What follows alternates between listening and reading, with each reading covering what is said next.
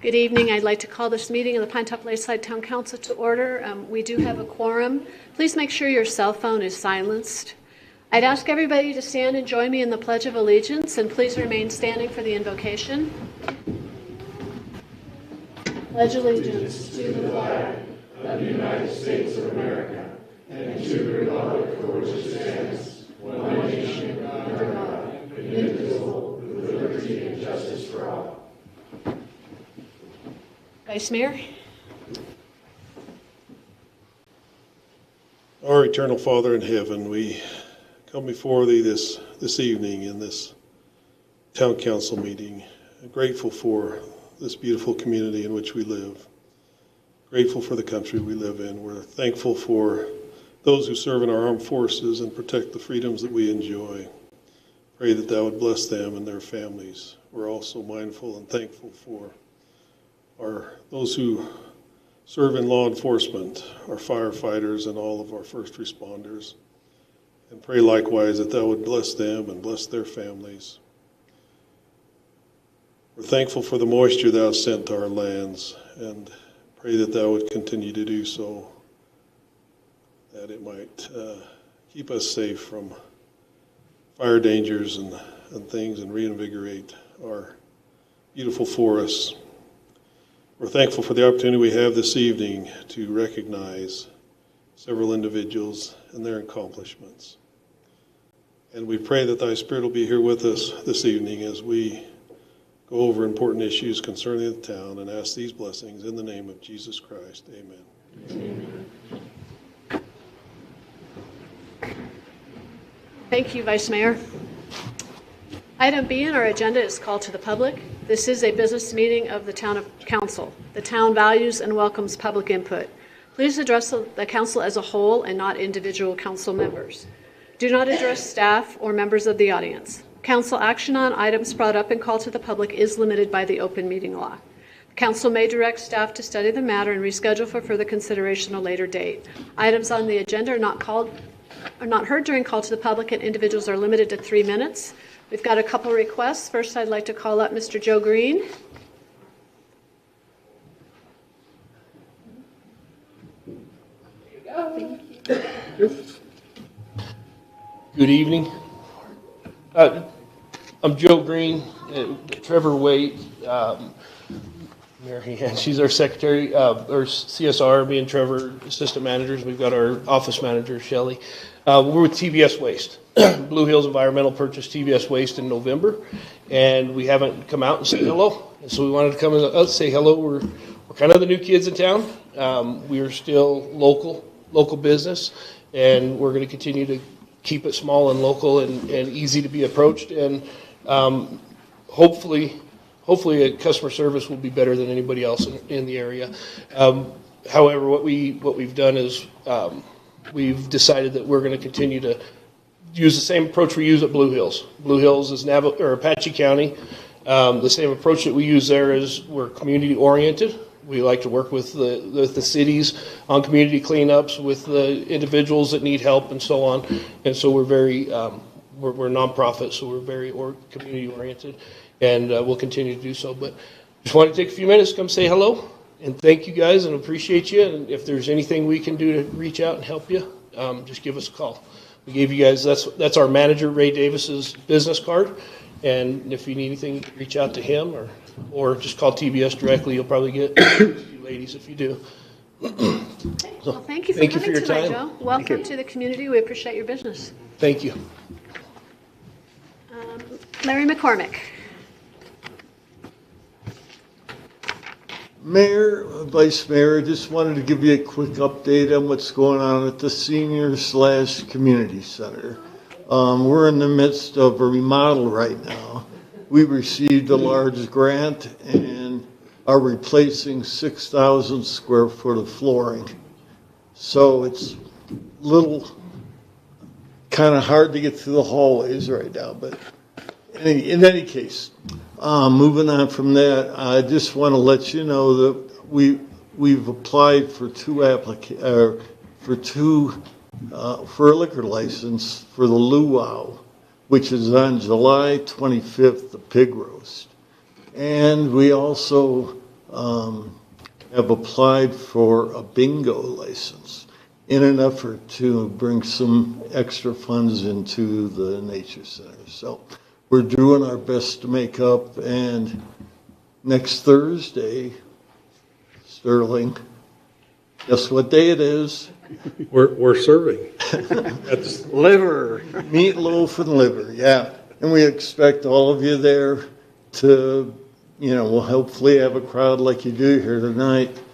$7 a head. If you can't afford it, I'm sure we can pass it on to you. So, in any case, thanks for your time. Just wanted to bring an update. Thank you for those updates, Larry. We appreciate that. Lynn Craigbaum.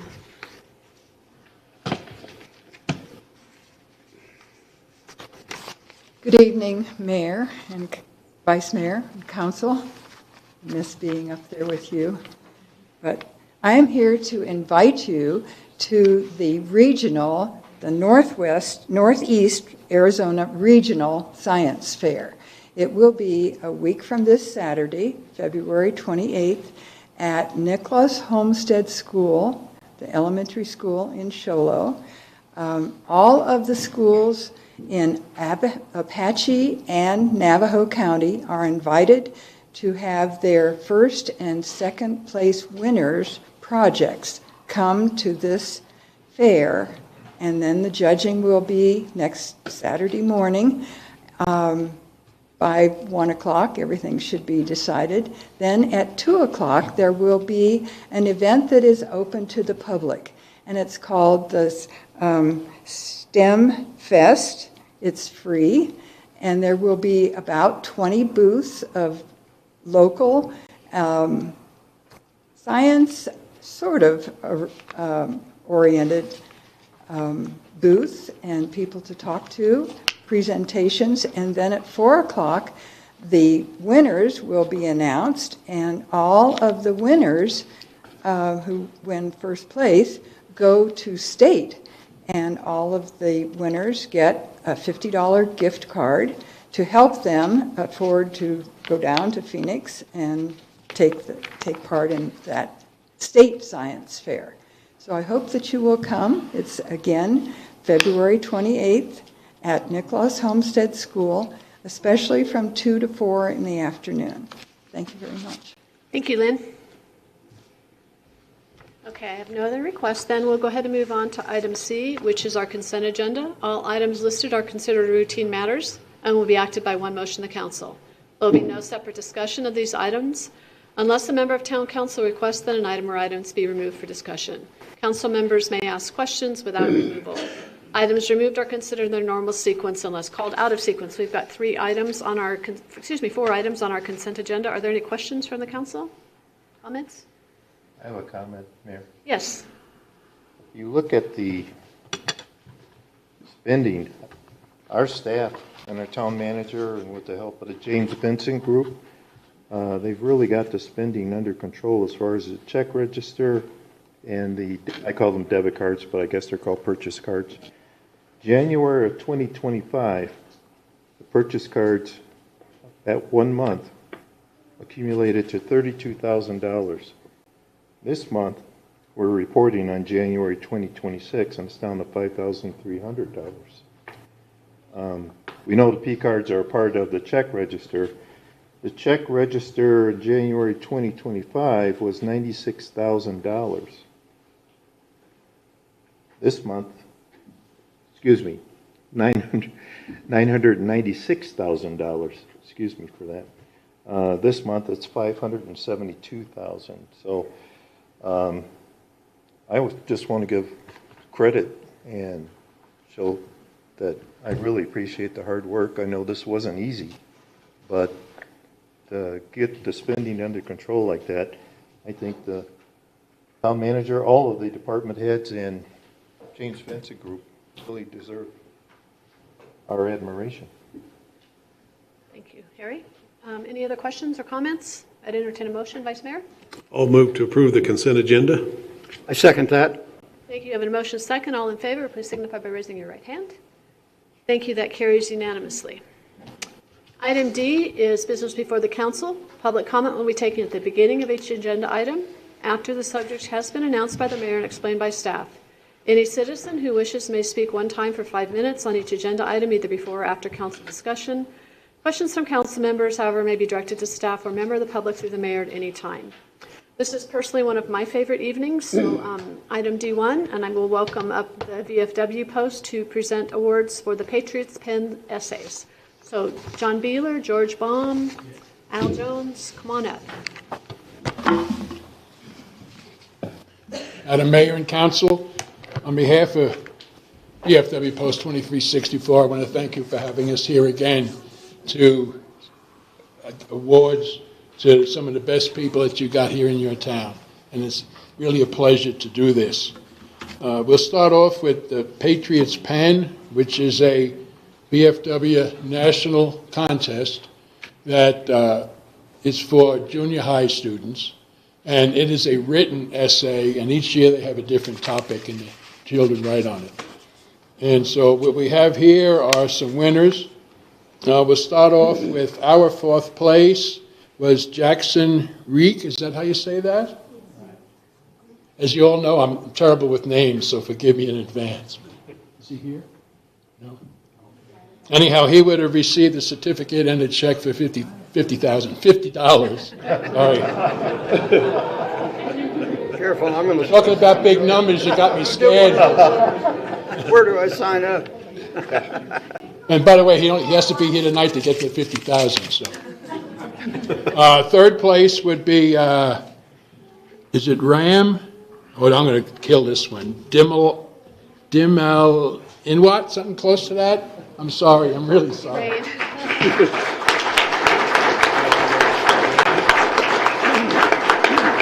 And he will get a certificate and a check for a mere $75. Second place is Tenley Cox.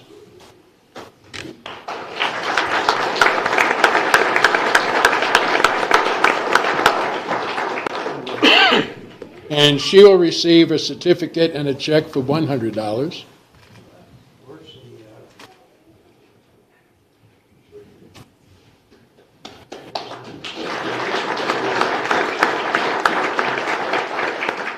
And first place goes to Laura Mosley, and she'll get a plaque as well as a check for $150.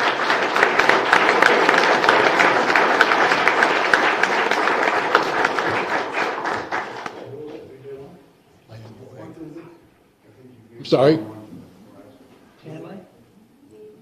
Mosley. Mosley? First place? Yes. District or Patriots Pen. Patriots Pen? Yeah, that's Patriots, junior high, that's Patriots Pen. See, when you're a war vet and you get old, it really gets confusing, huh?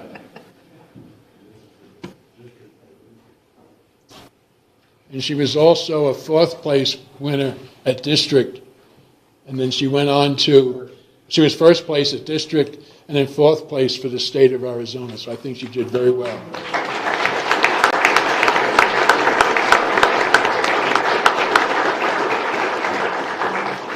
So congratulations to those students, and then we'll let you move on to item D2, which presentation of awards for the Voice of Democracy. Very good.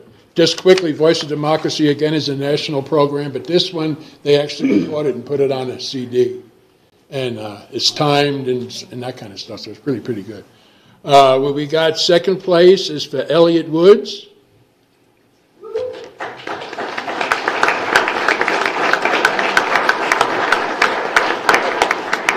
I know it looks like I already graduated high school, Yeah, but I'm his dad. that's fine. We're hoping for the 50K, is that what they're saying? Yeah, that's good. But they get a certificate and a check for $100.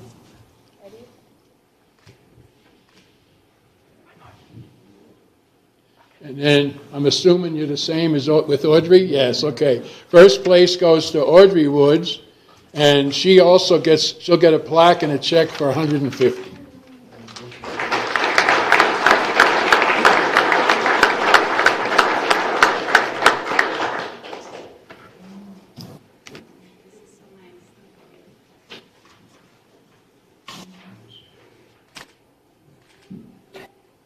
Very good. They wanted to be here, but they're just about to go on stage at Hello Dolly. Oh, very good, very good. Very exciting, very exciting. That's one of my favorites. Okay, then we can move on to item D3, which is presentation of public servant awards. Very good. Okay, we'll start off with a paramedic from the Pinetop District. And that would be Corey Wallace. Cody. Oh, I'm sorry.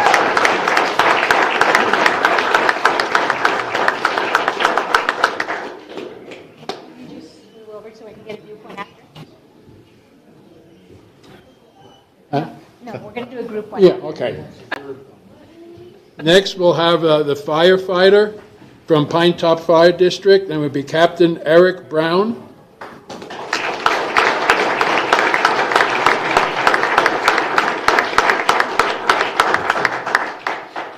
Congratulations.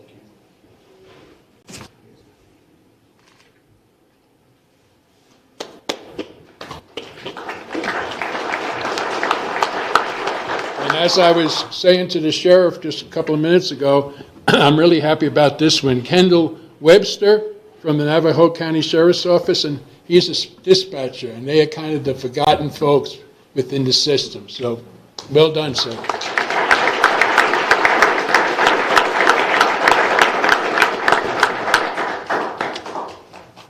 We'll move on to a deputy from the Navajo County Sheriff's Office, a Samuel, and ooh. I hope he knows how to say his own last name. There you go. I'm not making fun. I'm just joking. And he works in jail intelligence. Very good. And then another from the Sheriff's Office is Master Deputy Shayne Jackson.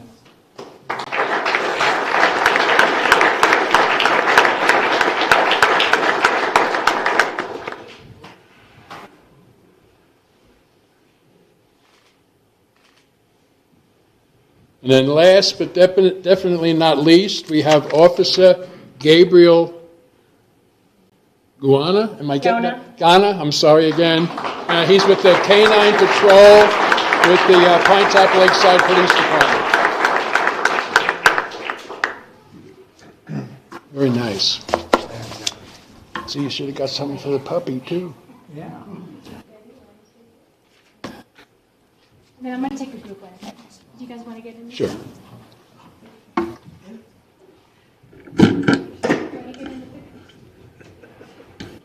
It's all right, he can't remember his name anyway.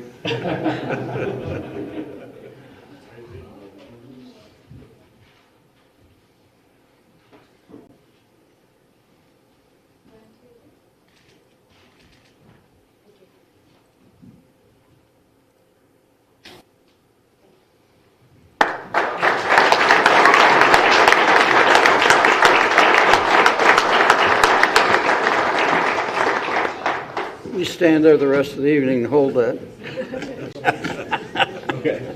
Good job. Thank you, George, and congratulations to all those winners. Well deserved. We'll move on to item D4. We'll wait a minute, Gabe. Tenley Cox. Did we forget somebody? Oh, the kid wasn't here. She was here. Did they give her the wrong award? Oh, they mixed her. Oh, they gave her the wrong one. Just joking. Hopefully she got We the can check for sort it 50 out. grand.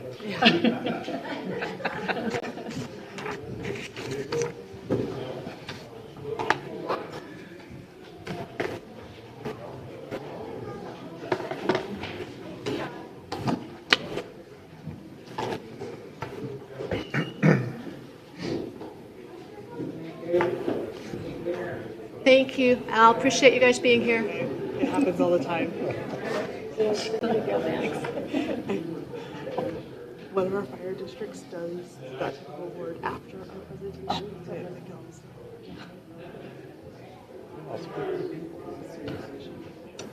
Okay, the next item on the agenda is a presentation of our January financial report. I'll turn it over to our Finance Director, Gabe. Thank you, Madam Mayor, Council. Before we get into the financial report, just again, quick updates from finance perspective.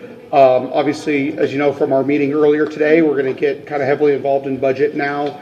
We're also kind of in the final stages of the audit as well, so that's getting wrapped up. And with that, I'll let Sarah dive into the numbers. Good evening. Do you want to go to the next slide? Oh, I don't know if we who's can doing control it. it, yeah. Okay. Right? Wonderful. Okay, so for January year to date, our total revenue was about $4.6 million. You can see the breakout of our revenue categories there. Really strong, continued strong performance in our revenue numbers through the year. So that's good news. I will say that TPT, we did have a couple of months back in like the October, November timeframe where we saw TPT was up over prior year. We've seen now December was down, and then January has also come in down. So January, the month of January year over year was down 1.6%. So total for year to date, we're about 3.5% down for TPT. And you can see the breakout of the different categories there. Next slide. Looking at our general fund expenditures, so our total expenses for general fund were just over $4.5 million, which is about 48% of our budget spend. We should be about 58% based off of where we're at in the year. So we're doing really well managing those expenditures. The only item or department that is over is really that magistrate, which is driven by that contract that we pay at the beginning of the year. Looking at our other expenditures by fund, we've spent about $2.7 million year to date in our other funds, most of that in streets. And you can see here it's a little misleading of saying 8% because of that large grant expenditure number. But overall, we're doing really well in our expenditures as well in our other funds. And then finally, looking at our fund balance trend analysis, we talked about this in the meeting earlier, but for January, we ended with cash for general fund of $1.9 million, which is up from December, about $43,000, down year to date by about 1.7. And our projected fund balance for the end of the year is looking at about 1.5 million, which we talked about that in the earlier meeting. And with that, I'd be happy to answer any questions the council may have. Okay, thank you. Any questions for Sarah or Gabe? Councilor Heisler? Yeah, I was just curious, is there a way in the future that we can separate so that when we're looking at the numbers, for example, in the other expenditures by fund, so that we're not getting a skewed percentage, that we actually have those numbers in a different category so we can actually see where those budgets are tracking? Yes, so essentially have kind of like going back to those other funds there, have HERF, tourism promotion and parks, and solid waste maybe as one grouping, and then have, kind of those grants and things that are more dependent on specific, one-time dollars separated out. That's what I was wondering, is that to me, that like you were saying, the grant, if we get the grant numbers kind of throw off the whole budget when you're looking at it holistically. So I was just curious. So I think it would make sense to maybe pull the capital and grant separate and then look at other special revenue type funds except for those and then look at that separate. Yeah. Councilor Phillips? Question. On these budget items here that are in the 60 percentile and the cautionary, is there any specific thing driving those being up in the, there's the town clerk, the planning and engineering is at 64% of the budget, those type of deals. Is there anything particular that's driving those higher, or? For the most part, most of that's driven based off of just the timing of the expenditures versus when we budget. So when we budget, we're budgeting equal spend throughout the year, and we have contracts that we're paying earlier on. So similar to what we see with magistrate, where we have that large, basically that's all that's sitting in that department, to be frank.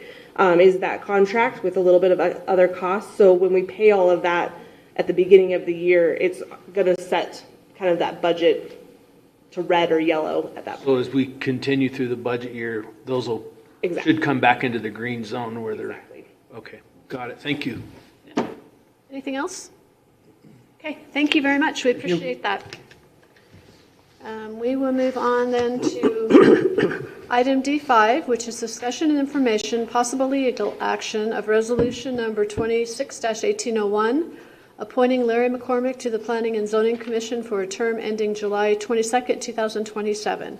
Christy. Thank you, Mayor and Council. We have 2 seats vacant on the Planning and Zoning Commission currently. I apologize that we did have a second applicant that we found out later at the Planning and Zoning meeting last week. Mackenzie and I both have very difficult last names, and the email was off by 1 letter, but they did show that they turned it in time to meet the deadline. He's not here tonight. We didn't have time to get it on the agenda, so that other applicant will be interviewed by council at the next meeting because he's never been interviewed by you before. So tonight what I'm bringing to you is Larry McCormick applied back in July of 2025 and did get council votes. It tied several times, and then a decision was made to appoint another commissioner. I spoke with our town attorney, and he did say because he has interviewed with council and did get votes and nothing changed, and he's still interested that you guys can still definitely talk to him and ask him questions, but our recommendation would be to appoint him to the Planning and Zoning Commission to fill one of the 2 vacant seats. And he meets the requirements. He does live in the county, but we can have up to 3 seats in the county, and we currently have 1. So he would be filling one of the other seats for county. Okay. Thank you, Christy. Are there any questions, comments? Questions for Larry? I got one. Councilor Phillips? Are you willing to step up to the plate and do it?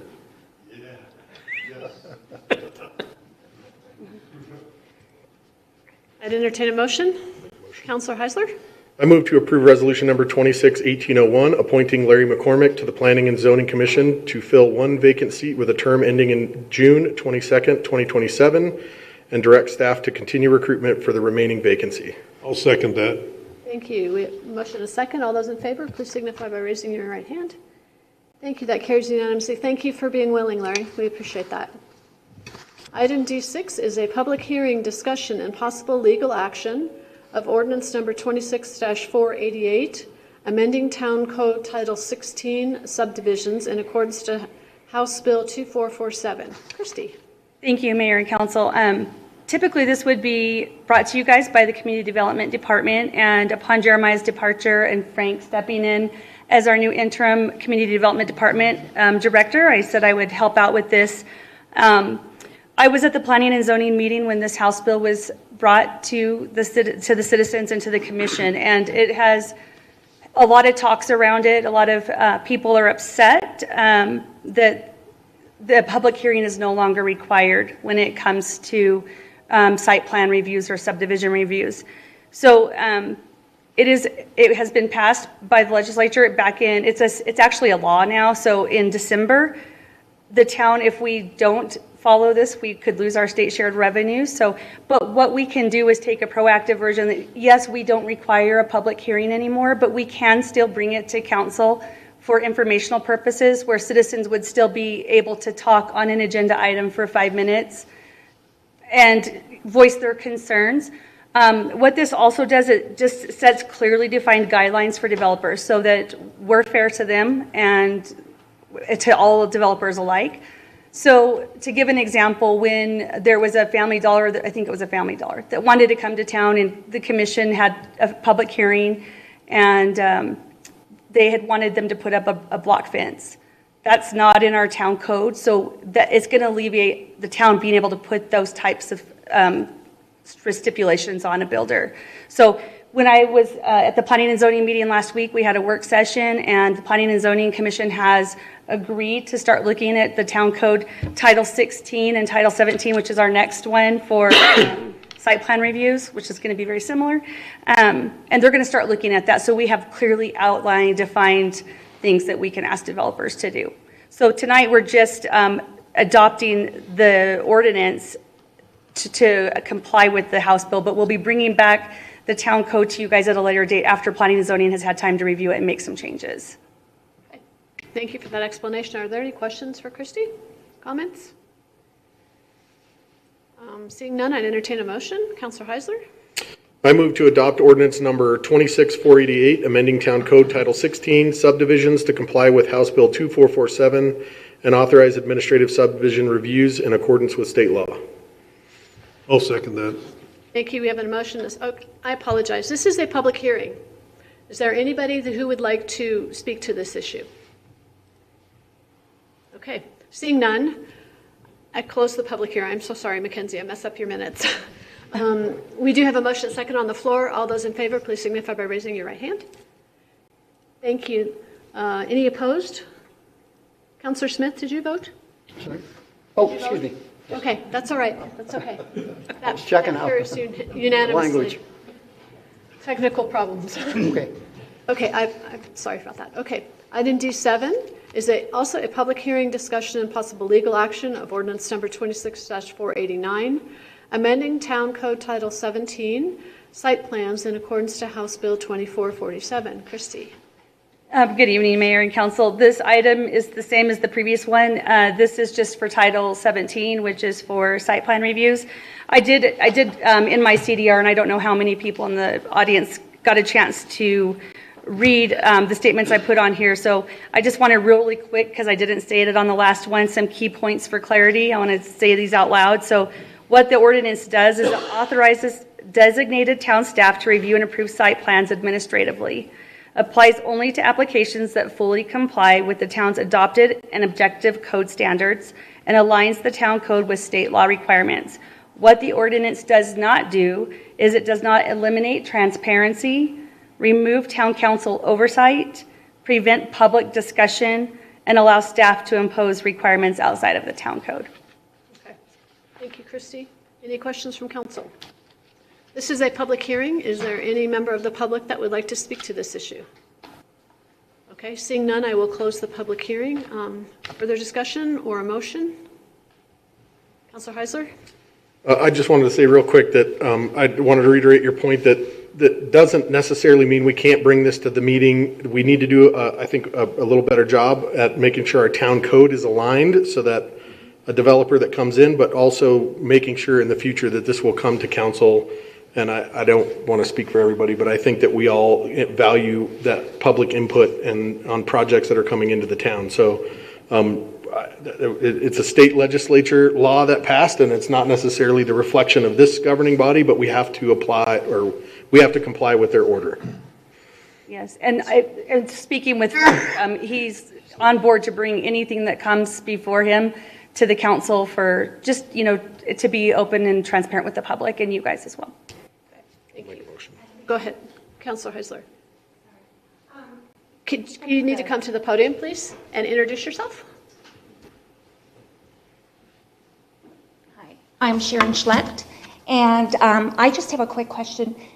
When you just mentioned someone saying that they would be bringing all of the stuff before the people? Yes. And do all the people get to vote on that, or is that something that...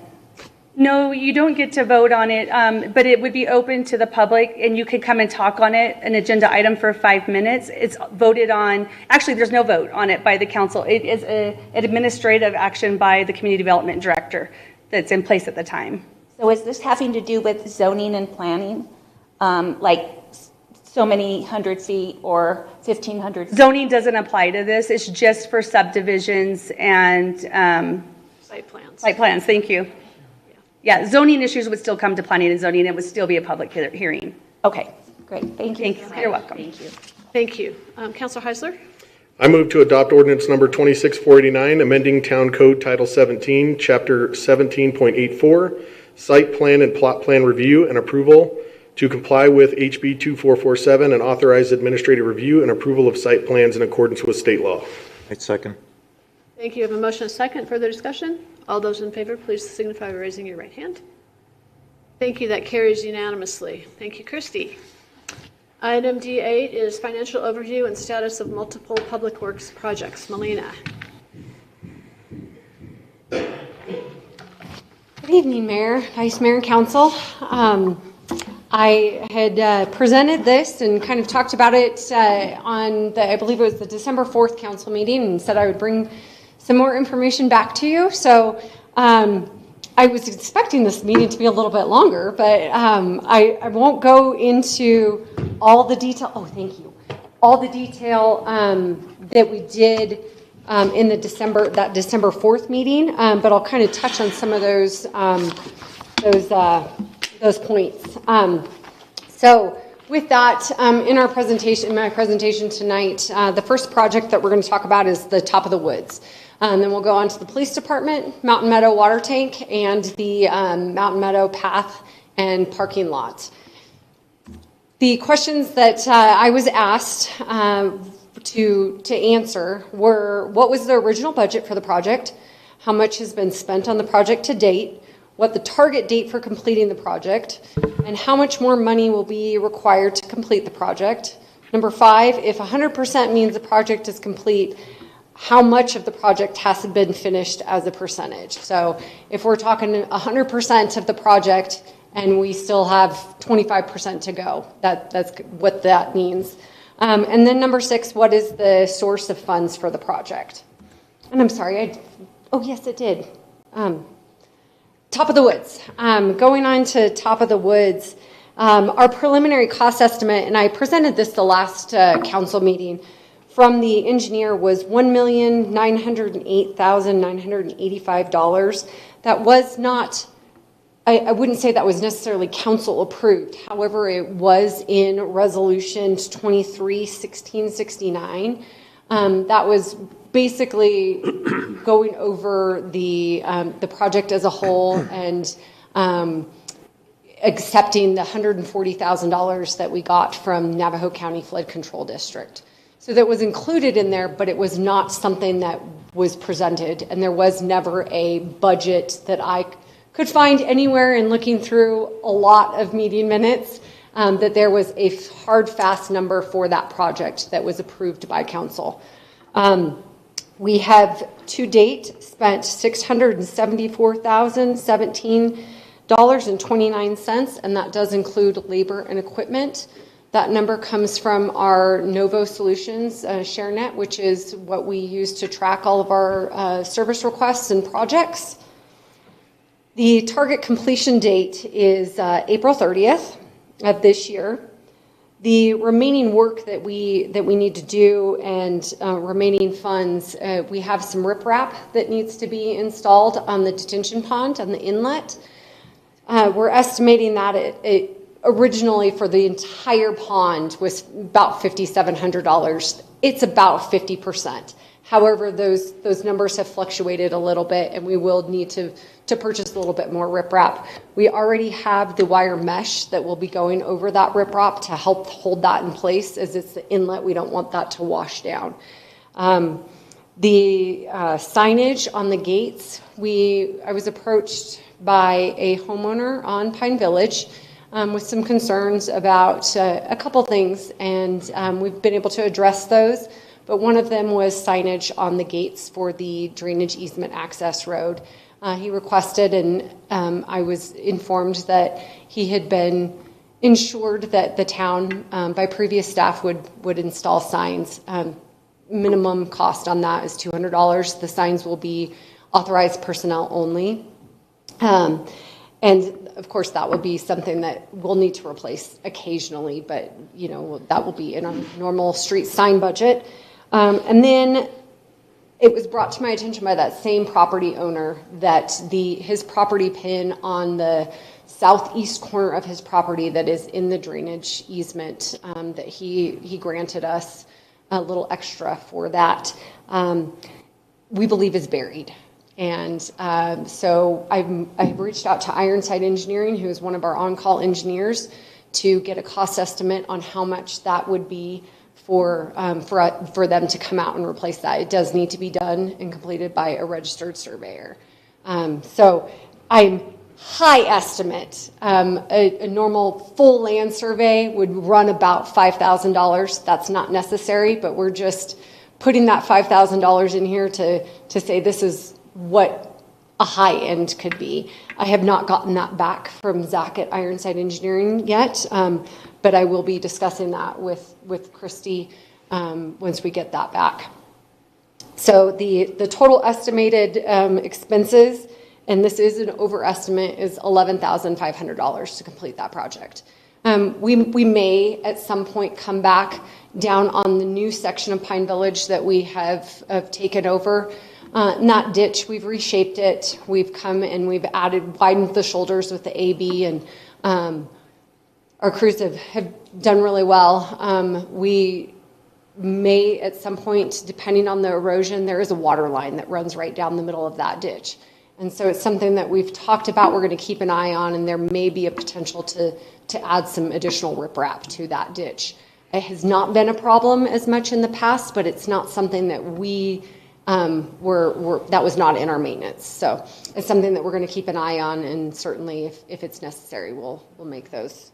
And then additionally, if anybody's been up there, we do have an asphalt patch that we need to do, and that I did not include that. I apologize, but that's not going to be a very it's very minimal costs for that. It'll be probably about $1,000, if that.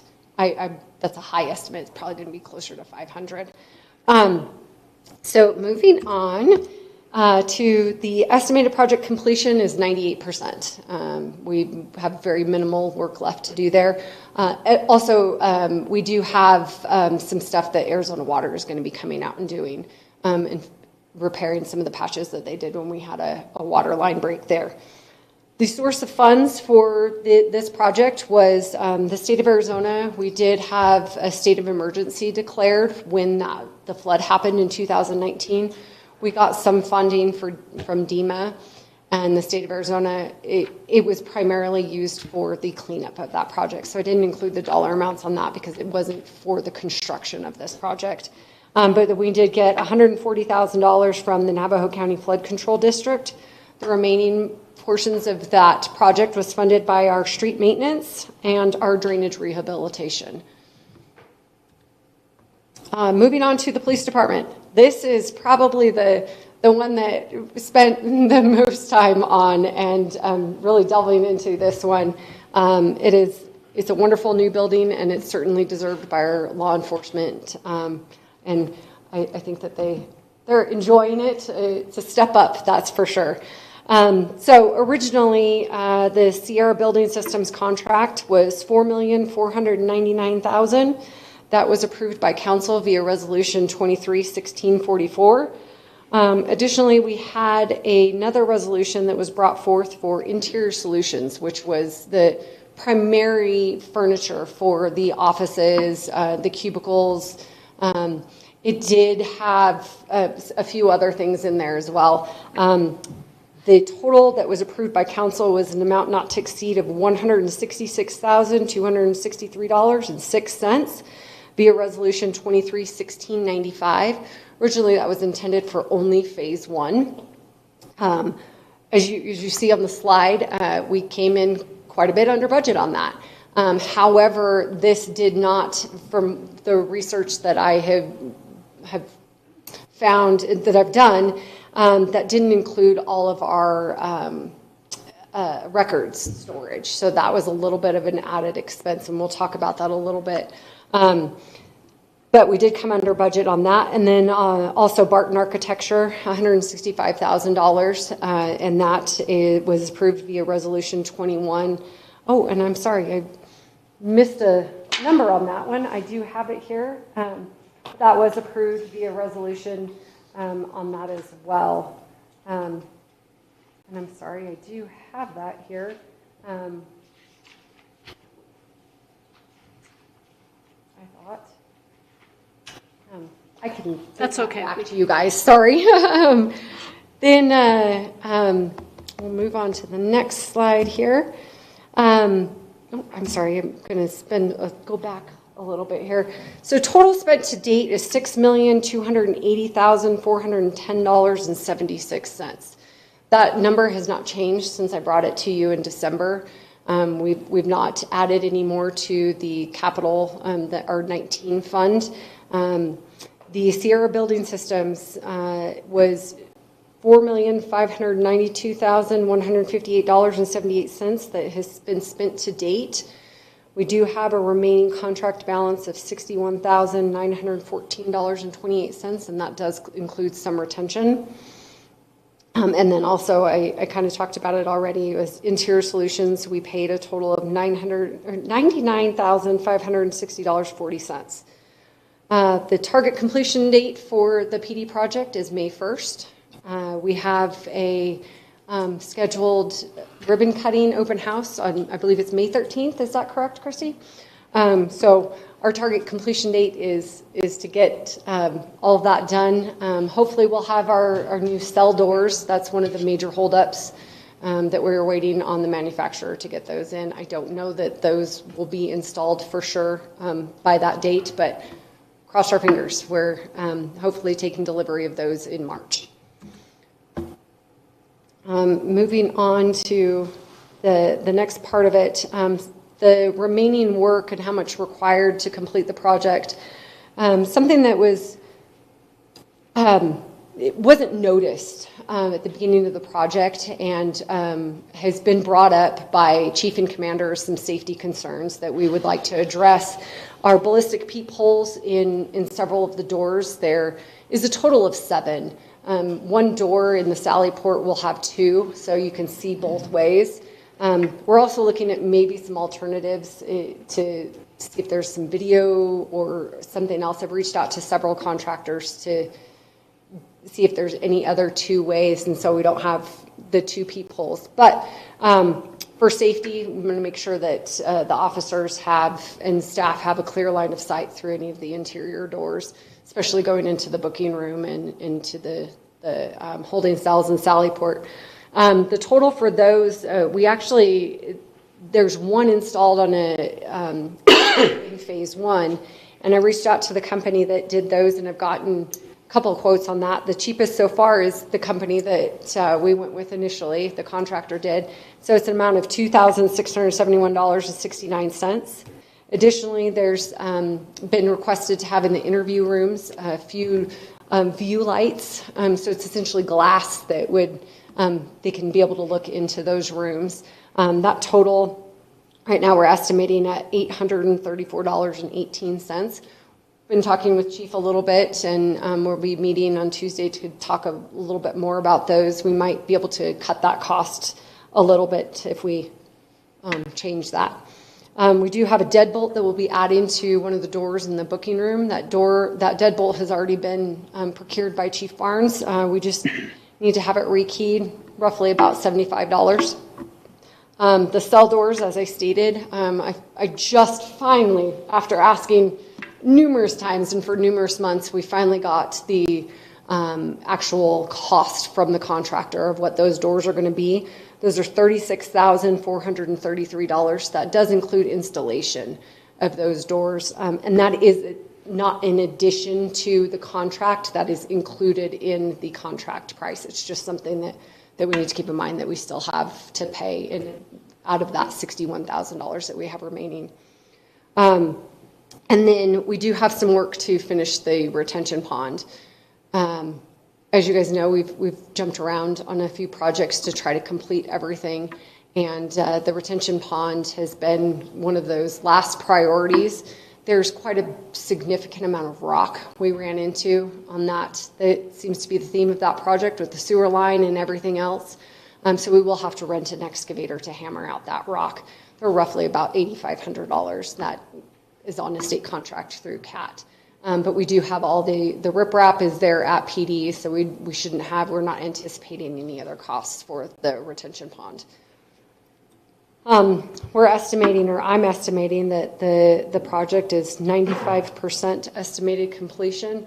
I think that's a generous number, just because of the safety issues with the cell doors specifically. So those are our top priority to get those done. Now the hard part is what is the source of the funds for the project? And in the last council meeting in December, Mayor, when you asked if I would bring back what we had spent or what we had budgeted and set aside for ARPA for the bond, that's been pretty difficult to track down exactly how much is spent. These numbers are estimates that we've been able to, and I talked to Sarah a couple times, and then we talked again today, and her and Gabe spoke about it on their way up. What we've been able to estimate, just basically looking at the financials and what we have available from Kevin's records, we believe the revenue bond was $2.8 million. The ARPA funds, about $1.3 million, and then $1.4 million for reserves. Now, the loan furniture and fixtures, that one's been a little bit tricky. Sarah let me know that it was about $221,000. Is that correct? That's correct. That was in the debt report. The debt report. So that was, and I believe if I recall correctly, in looking at financials, I think we've paid $122,000 of that to date. And don't quote me on that, but it's been a difficult one to track down exactly what that is. Those numbers kind of correlate to my memory. Yeah, yeah. I do have a question if you're done. Right. Yeah, absolutely. So on this question 4 here, we have about 48.5 left to pay. However, on the previous slide, we have outstanding contract to balance. Yes, so that's correct. But we add those together for our final outlay? No, not necessarily. That is just, that's kind of an estimated cost. We have a contract obligation of $61,000. However, if they're not going to be finishing the work of installing those doors, that would drop that balance down. So we're not going to be, and I've been working with Bill Sims to look at one of the things that was agreed upon.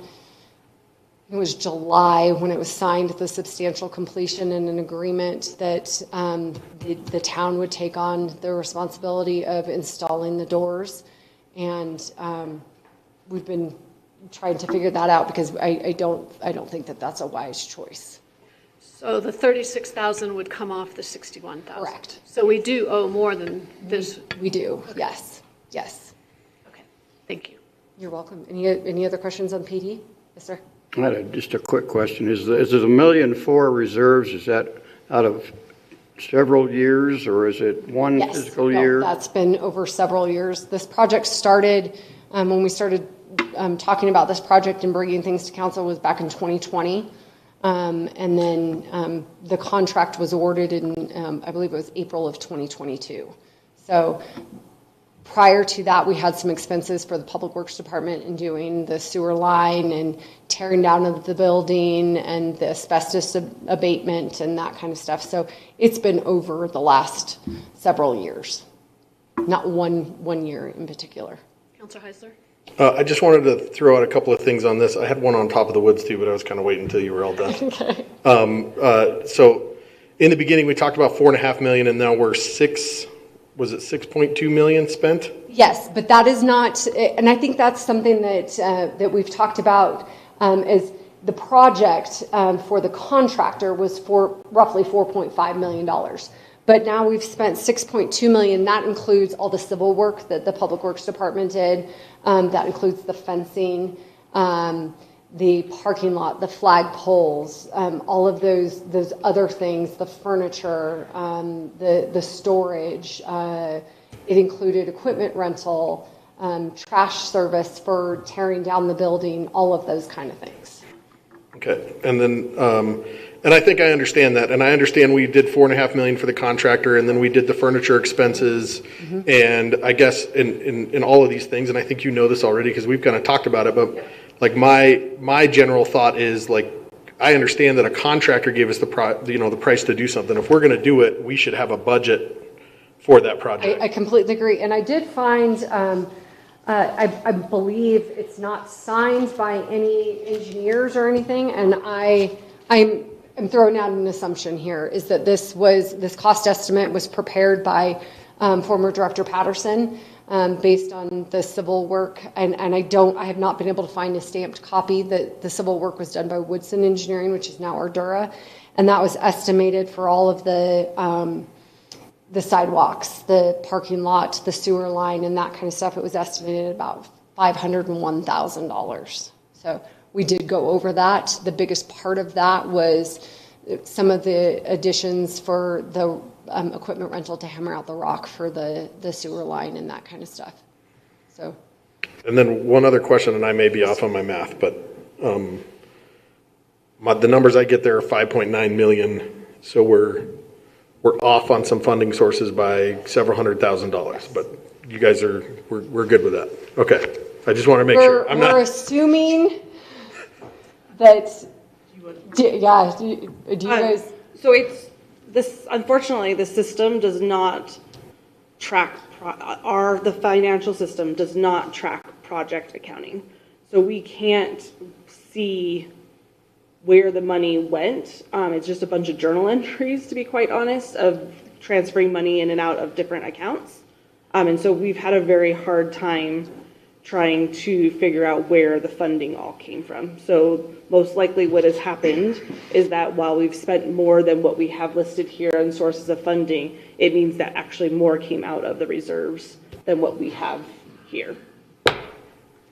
So all the in-house labor, the materials, equipment rental, that was absorbed in that department already. So it's probably... It's not quite. Not, yeah, so it's a little, You're using some fixed costs right. to do some of the Exactly. work. And so it's not necessarily adequate. well, there's been some allocation. It doesn't necessarily mean that additional budgeted dollars were always spent. Exactly. Yeah. Question. Yes, Councillor Phillips. So are we working on something in the accounting system so this doesn't happen again? So we have a specific for projects and all that stuff? Right, we are looking at, and again, I don't want to steal. Go ahead. Manager Christie's presentation, but with the departure of the accountant, we are looking at doing some revamping within finance, bringing some things into the 21st century. One of those being project-based tracking within our accounting system. So.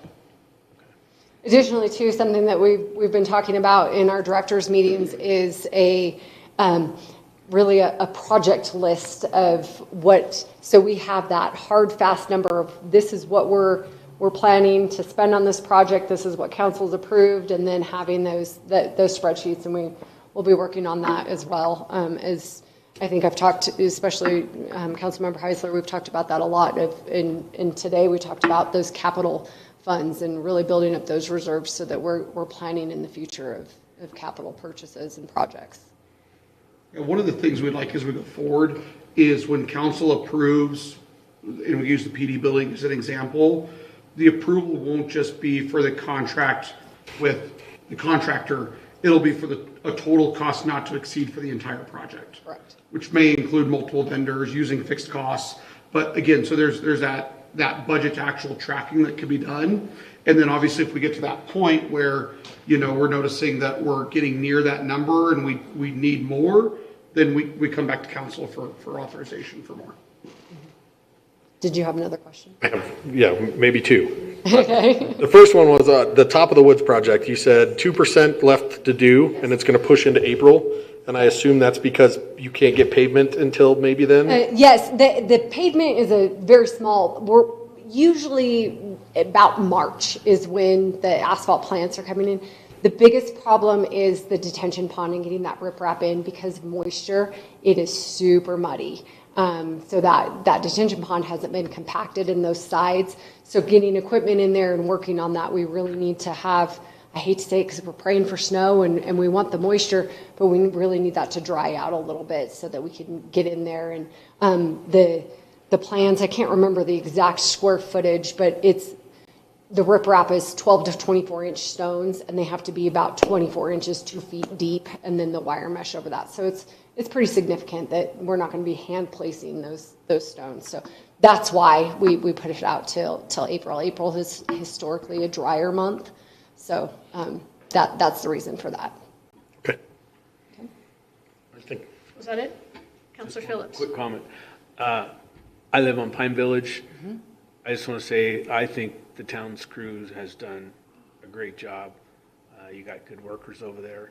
And all of my neighbors are very happy with the project. It looks good, minus those few little things you're working on. Yep. But I think your guys have done a great job. Thank you. I will certainly pass that along. We have a new street crew supervisor, David Halverson, and he's really started to step into that role and do a good job. So thank you. I will pass that along to them. Moving on, I have two more, and I'll try to make these ones are a little bit easier. Little bit hard to swallow on some of the costs that are going to be anticipated to complete these projects. So the Mountain Meadow water storage tank. Originally, we had an overall cost estimate from the engineer. It was Woodson Engineering and then to Ardura of $572,618 for the project as a whole. That included the tank, the infrastructure with all of the irrigation hooking up, the truck fill station, all of that. However, we went out we did an advertisement for bids for a hot dipped galvanized tank, which was what was originally spec'd out. We could not get anyone to bid on it. We called numerous contractors, numerous suppliers, and it just, for the size, it just wasn't something that was readily available. So we were left with going back to the engineer to discuss alternative options. The options were a fused glass tank or a bolted steel. The bolted steel was astronomically expensive. The fused glass, it's still bolted steel, but it's fused glass. On the outside, that is what we ended up going with, and that was brought to council and approved via resolution 24-1746 for an amount of $429,476, and that was only for the tank. That did not include the foundation. The foundation was going to be another $90,000 to $100,000. We were able to do it in-house for a little under $25,000. And there was a lot of rebar. If you want any pictures or anything, I'd be happy to share that, but it was a lot of rebar. Total spent to date, including the concrete, was the biggest, about $25,000 of that expenditure. But getting some forms and the rebar and several other things that we needed to complete that project and make that happen, as well as equipment rental of a 320 excavator, we have spent $480,810.03. The Texas Aqua Store contract came in right on the money, $429,476. The target date, I can't give you guys a target date. That's all going to depend on the budget and what we have left for in capital projects and what we can afford in our parks funds. We do have some changes that there were some pretty significant changes that we have made along the way. There's going to be some items removed, and so we need to have the engineer redo the drawings. One of the major things to have the engineer redo the drawings is the drain for the tank ended up not being at the bottom of the foundation, so we did not have to plumb that pretty significant size pipe. I want to say it was between an 8 and 12 inch line to bring up. That is now on the outside above the foundation, so that'll be easier for if there's any repairs needed. So we need to do a little bit of engineering work and design change. I've spoken with Alicia at Ardura, and those minor design changes, and she's estimating $5,000, which I did get. Ardura is one of our on-call engineers as well. That includes them preparing the bid documents and then managing the project from the bidding perspective and keeping track of all the draw requests and submittals and anything like that. The estimated remaining, this is where I don't quite know yet until we get that final cost estimate from the engineer. But based on what was done before, on the engineer's estimation of cost, taking out $180,000 for the hot dip galvanized tank and adding in the $430 for the glass fuse tank, we're looking at just under $400,000 remaining. However, that will become lower because we have removed a water line that was going to be extended over to the nature center to help provide them some water, as well as we had originally intended to install irrigation lines over to the wetlands that are, if you've been to Mountain Meadow, there's a lot of cattails back there, and there's a little pier that you can go and view wildlife. It was originally talked about and discussed to use our irrigation system in our well to make sure those were filled. That has since been removed, that we won't do that. So some of those costs are going to come off, so we will have a little bit less than that. Additionally, we could look at not installing the truck fill station right away. That's a pretty significant cost because we have a concrete vault that we would have to put in for that. The truck fill station would help the Public Works Department in getting water, but also if we had an emergency in the fire department or Forest Service needed to have access to water, that would give us that option as well. The estimated completion, I'm estimating that as 50% because we've got the tank, it's there, it's ready to go. We just need to get the apprentices connected and get the pumps and all that installed. We did have a WIFA grant in the amount of $250,000, and that all went toward the Texas Aqua Store contract. And then the remaining of it came out of the capital projects for Mountain Meadow, 1964-80. The last one that I have on my list. One question on that. Oh, yeah. That WIFA grant had a timeline. It did. But that's, so just the tank, we're okay with that, Correct, right? yes. We actually did a grant amendment, and that was, I don't remember if you signed that grant amendment or if it was Reeck. Just basically, we lowered our match because we weren't going to be able to meet that timeline to complete the entire project. Our match was well over. I want to say it was a 10% match.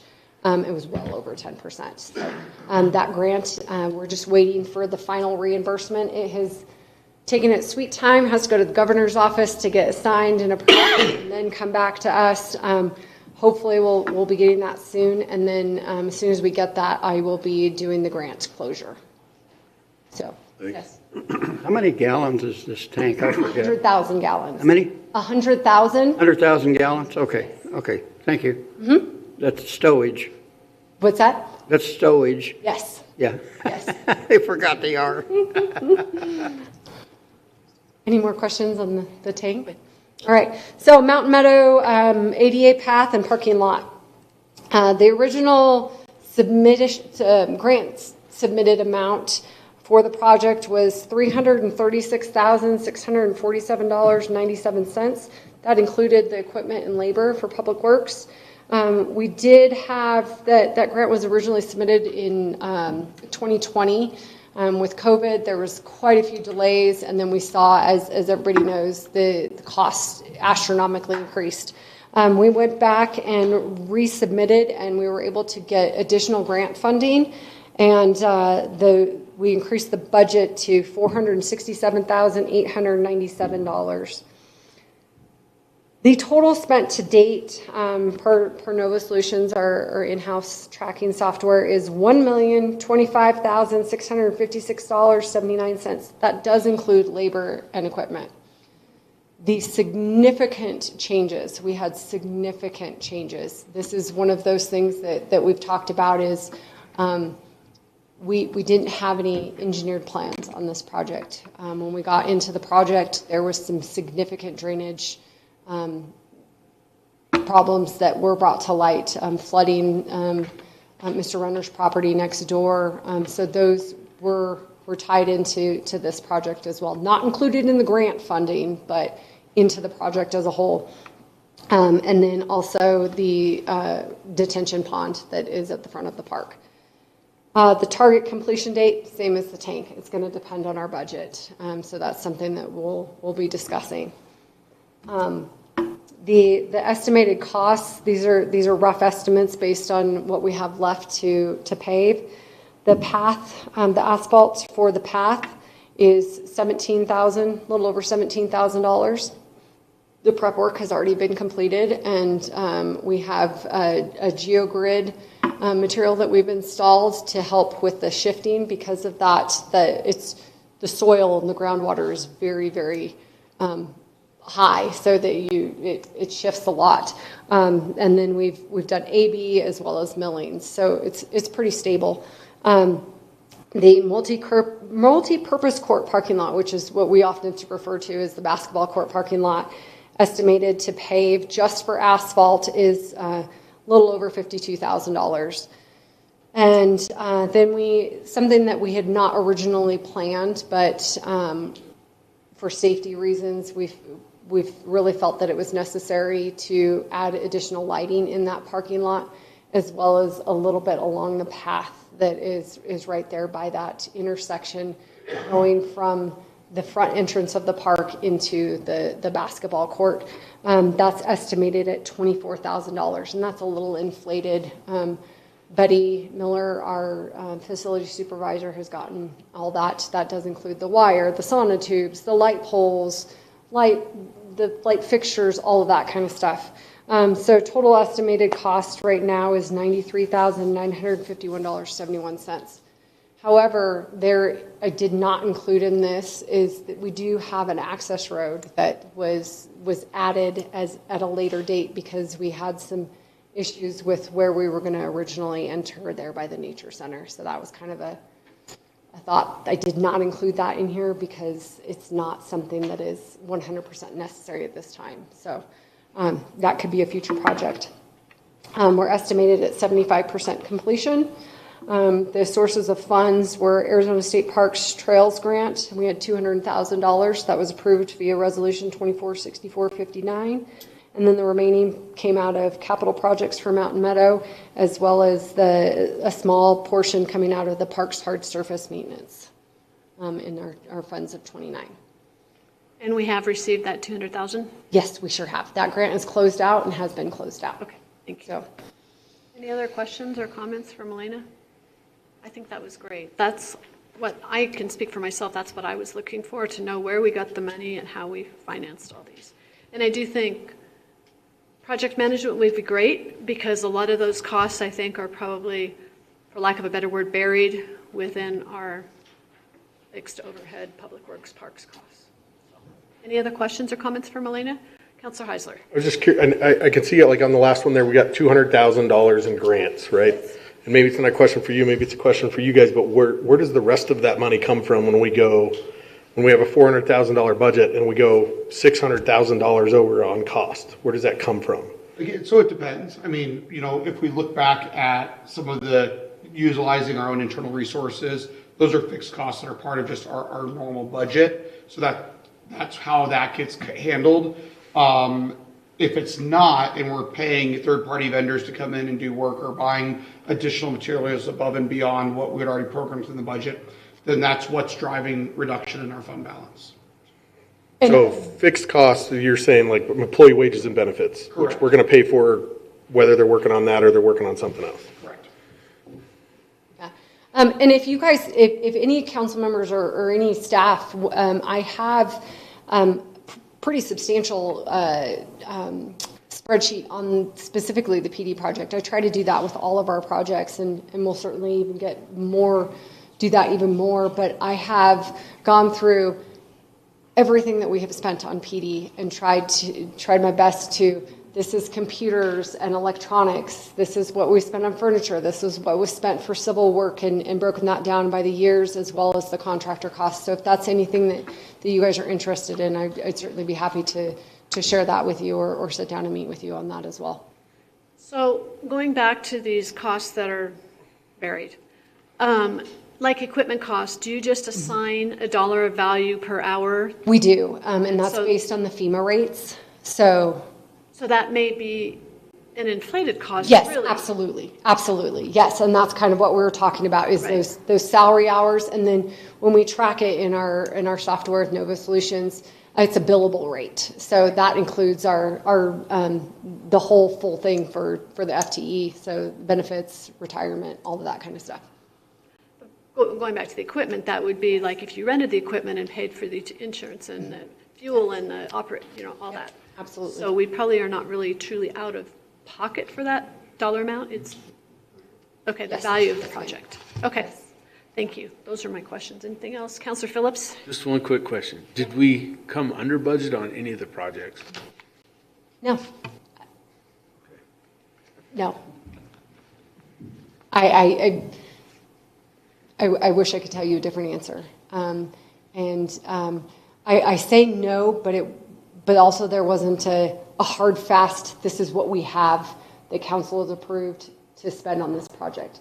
And I know that was something that I think was always intended to happen, and that we were working to get forward, to move forward to get done. And for whatever reason it didn't, that's going to change. It's going to be different. We're going to do better. Yes. I think just to speak to you, and I appreciate you doing this presentation, but I think the larger point is we didn't have a budget to start with, so it's hard to say if we went under or went over. Exactly. Right? And so, and that's something I think that we're gonna fix moving forward, and I'm really excited about that. And this was great, and I really appreciate you taking the time to do it. Absolutely. Go ahead, Gabe. The only other thing I want to add too that we're going to also do with our tracking is ensure the clear delineation between true dollars expended for the project versus usage of our internal resources and things like that. And so we can speak to the fact that, okay, council approved this project not to exceed X, and this much was spent from, outside vendors, equipment rentals, whatever. And then we have, what the, kind of true cost is when you add in the allocation of our resources that are already fixed costs, sunken costs, that we're just out utilizing those for those projects. So, and it's just, I'm sorry, go ahead, Mayor. No, I was going to say it's a challenge in this day and age, because I don't think any of us would say that our personal budgets have not taken a hit too because of the cost of inflation. Yes, and yes. So I think we're all faced with this, because since COVID, things have just gone up exponentially. Astronomically, yes. So, yes. I mean, it doesn't make it any easier or better to handle, but I think that is a factor. Yes. Anyway, go ahead. I'm sorry, Melina. No, it's okay. The thought is gone, so.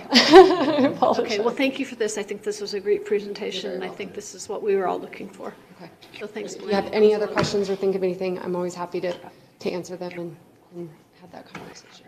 Thank you. You're welcome.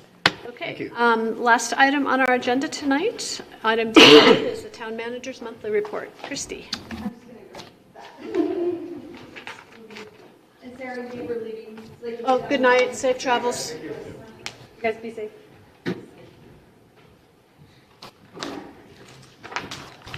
Okay, this report is a little long, so I'm going to try to shorten it up a little bit for you guys, just because it's been a long night. And we went over some of this already in our work session today, but the finance department is working on, they're actually finishing up the fiscal year 25 audit.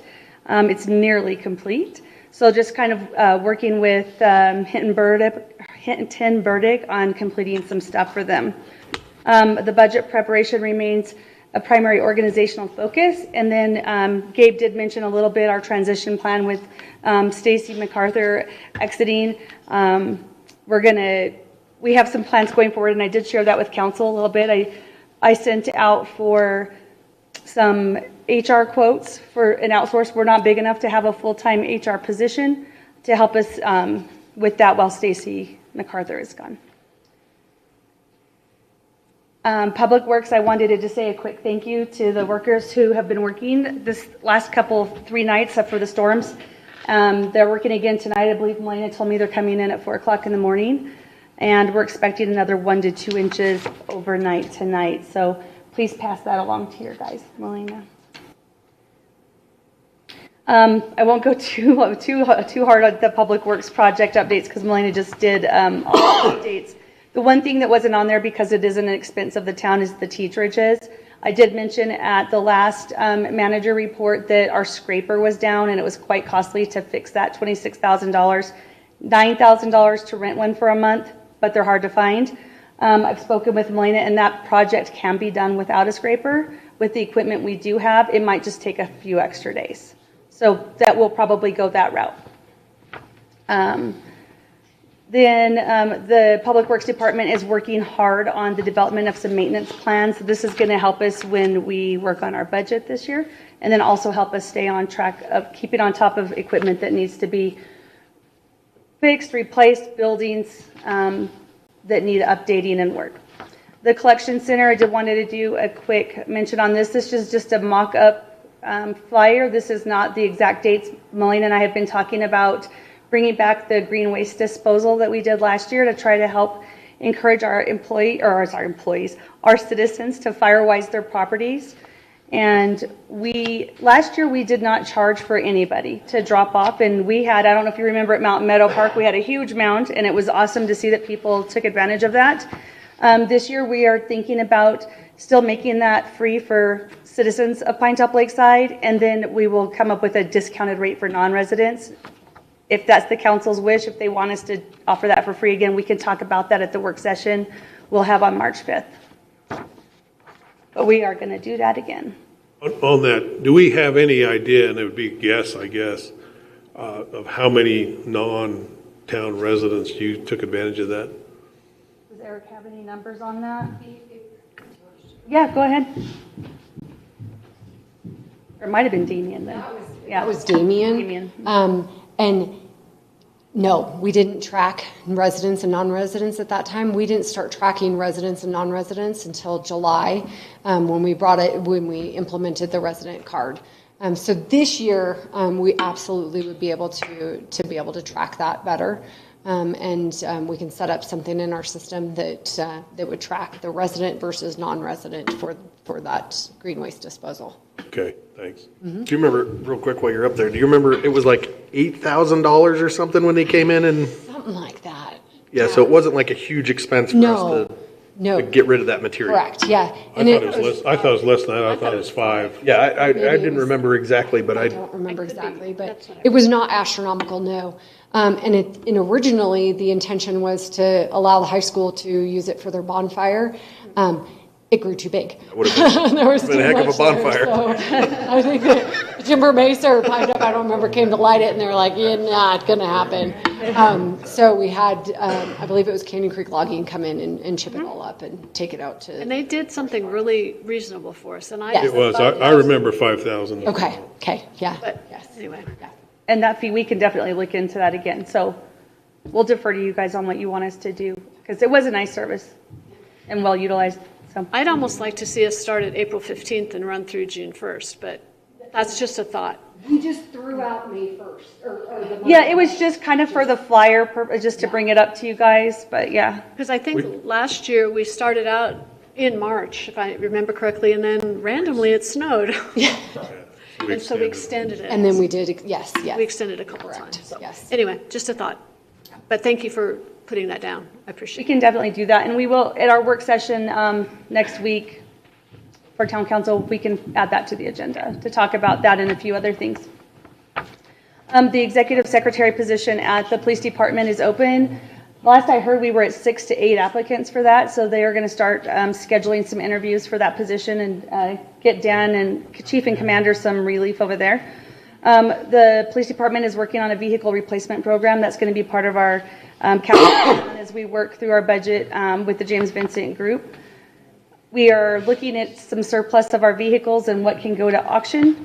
We have a lot of vehicles sitting around that are well past their lifespan for being in our police force, so we're looking at that. We're still going to look really highly at our animal control position. That has not been filled. It actually hasn't been posted, but it's something that's greatly needed. Chief and Commander are going to be working on some numbers for me on the amount of calls they get on animal control.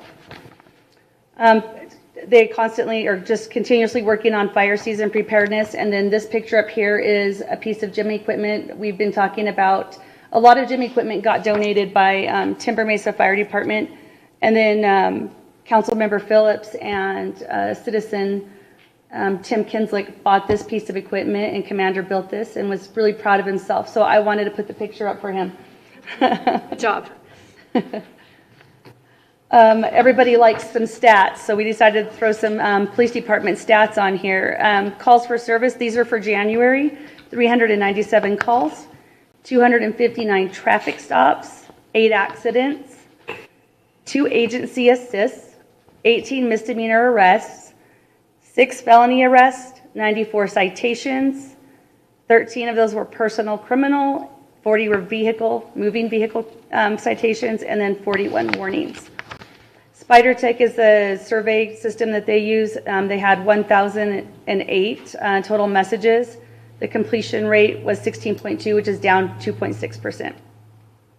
And then you can see down there, satisfied with PD professionalism of officers. Those are some pretty good marks. So thank you to our police department for everything they do.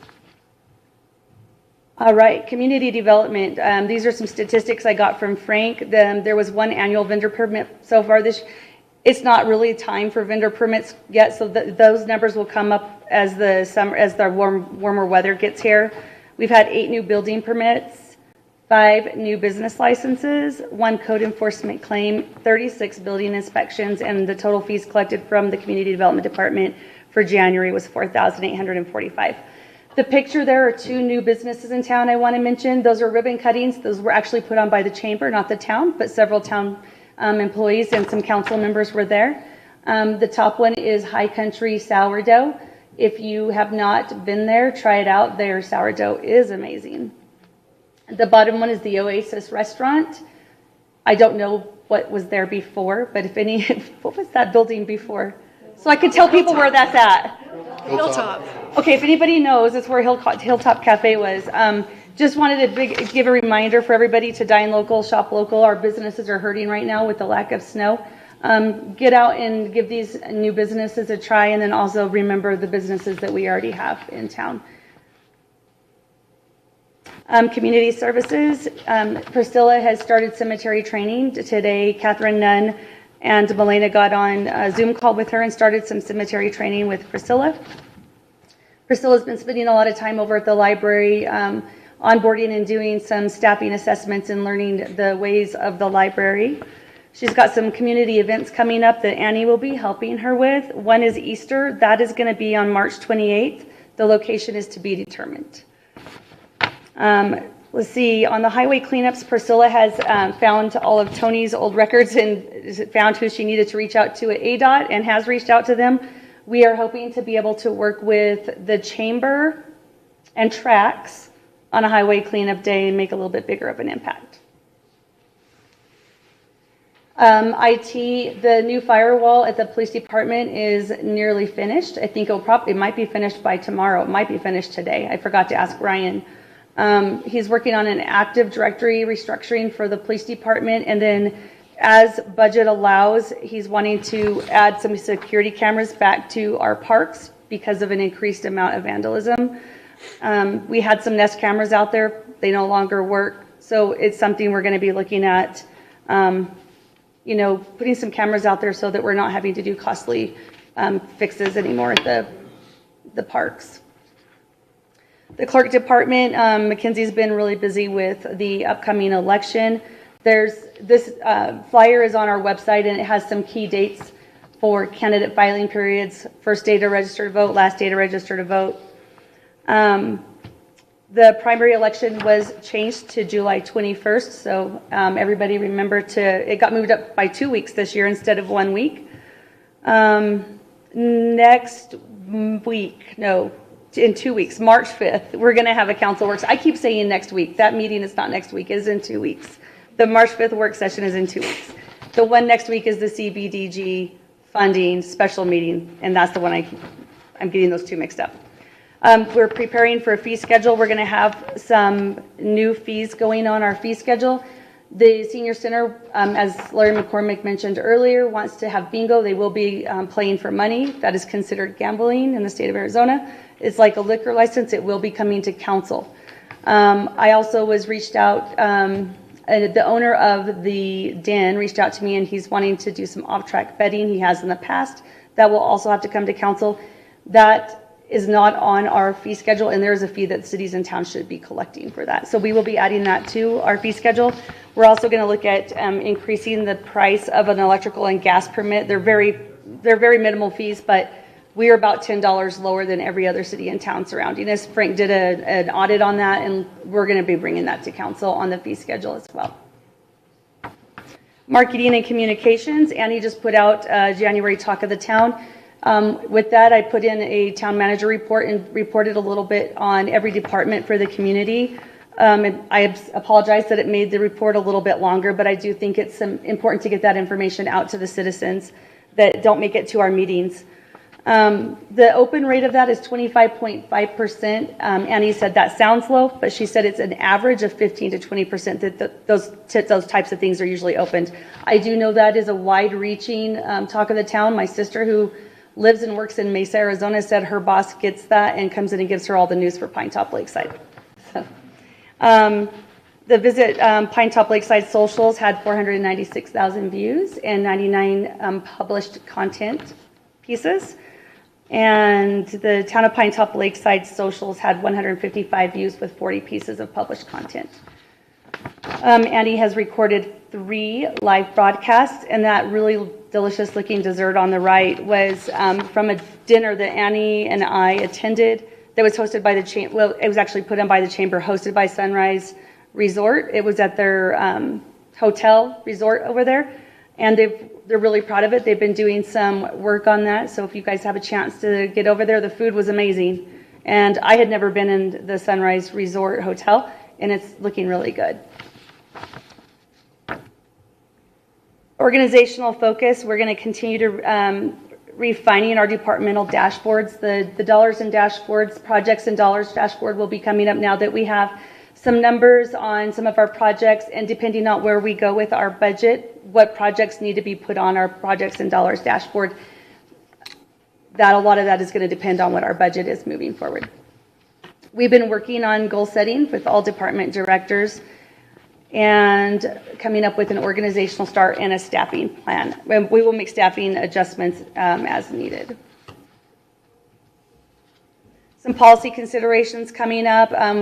We had in our department director meeting this week, we had a discussion on tool tracking and asset management policy.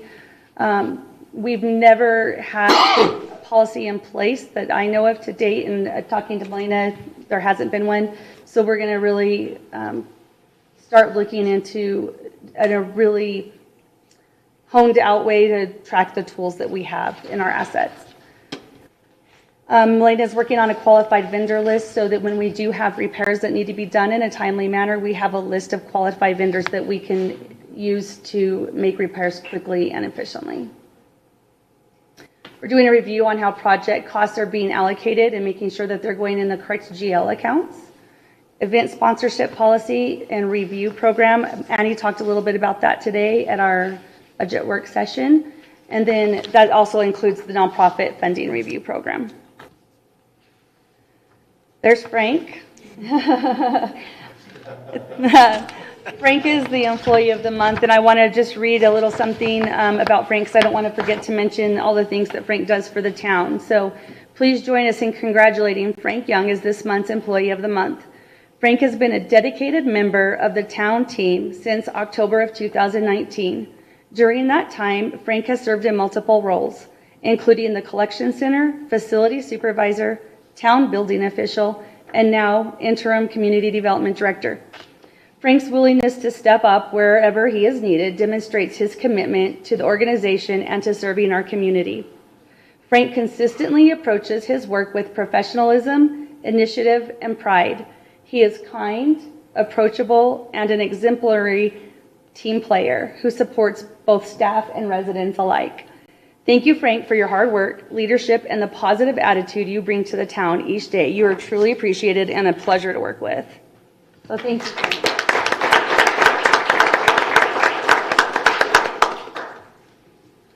Last slide. We've gone over this when we had our work session for my 6-month strategic initiatives, and I just wanted to go over this again for citizens who weren't there. I'm going to be focusing highly on delivering a balanced budget, strengthening operational systems, building reserves, improving accountability, and supporting staff morale. And with that, does anyone have any questions? Turner? On the goal setting, I didn't want to stop you. You were on a roll. Yeah. Is achievement of goals somehow tied into any Yeah. appraisals? Yeah, the reason why we, so I've asked all the department directors to come up with goals for personal and for their department, and those goals are going to be the things that they'll be reviewed on at their yearly annual reviews. Great. Okay, anything else? Okay, that concludes our business tonight then. The meeting is adjourned. Thank you.